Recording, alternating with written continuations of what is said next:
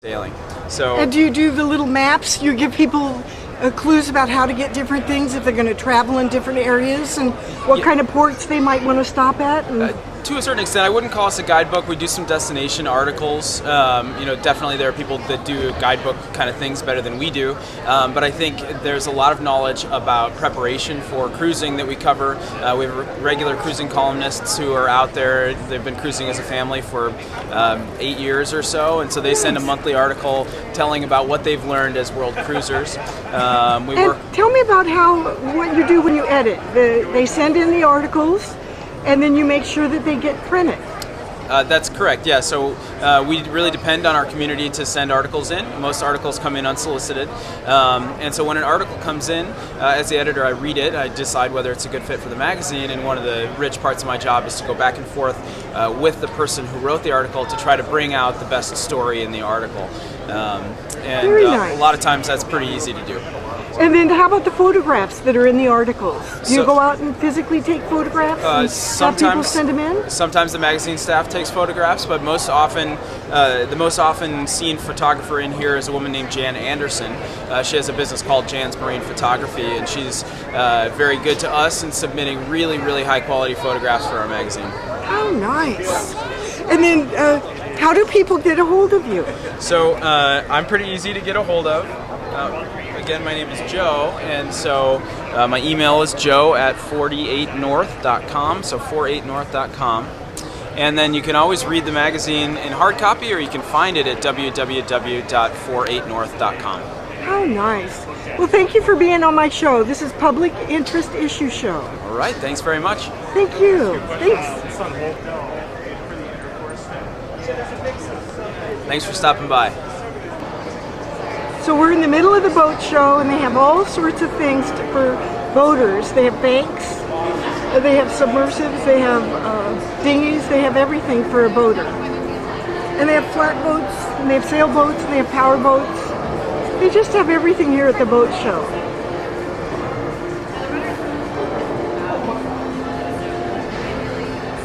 So we're going to go on to Lake Union, where they have power boats and sailboats in the water. Hi.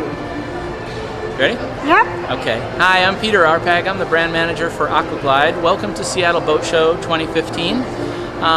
Let me tell you a little bit about our company. Aquaglide makes all kinds of inflatable water sports products, everything from large commercial climbing stations and slides to stand-up paddleboards and kayaks.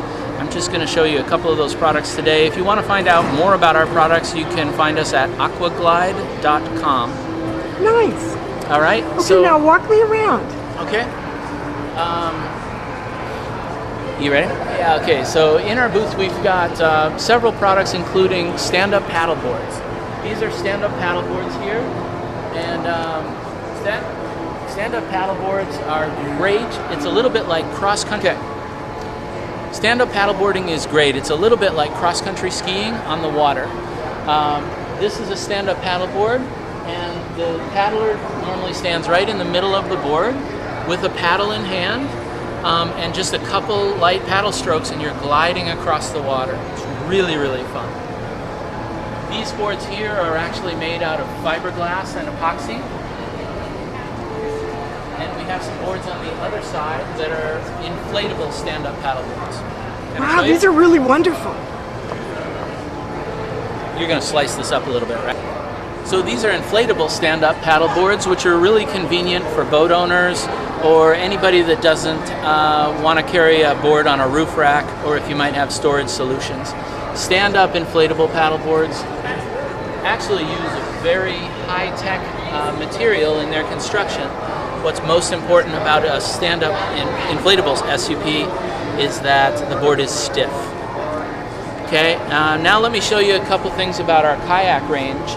We started with essentially an inflatable stand-up paddleboard and built a kayak around it.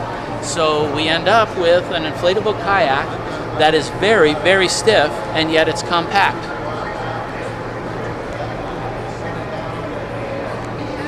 So I'm going to show you a couple types of paddles here. This is a paddle for stand-up paddleboarding. It has a paddle blade on one end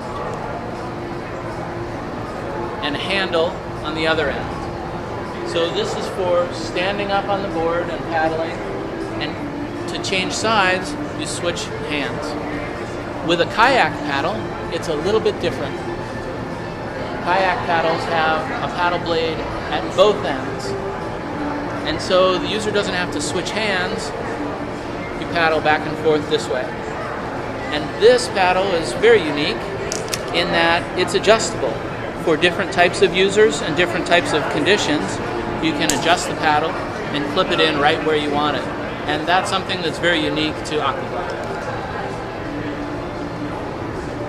So once again, to reach us, you can find us online at aquaglide.com, and you can find a brochure. Let me show you a couple pages in the brochure. This is our kayak brochure, for instance.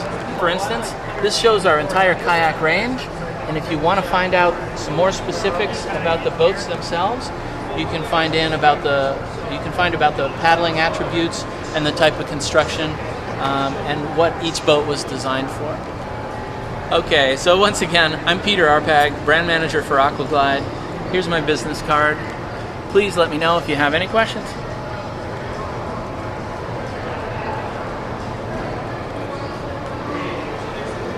Janet, thanks so much for coming to the Seattle Boat Show. Thank you. Nice meeting you. So do I go? Okay. Yeah, hi, this is the free shuttle from Lake Union to CenturyLink. I might have to do that again. I'm with Puget Sound Coach Lines, and we're doing a free shuttle between Lake Union and CenturyLink Field for the boat show.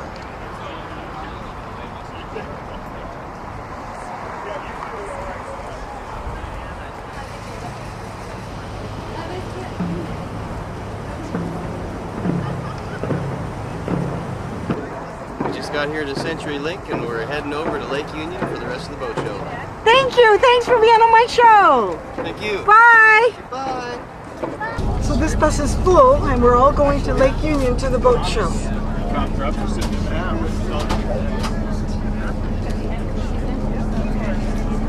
I did say that.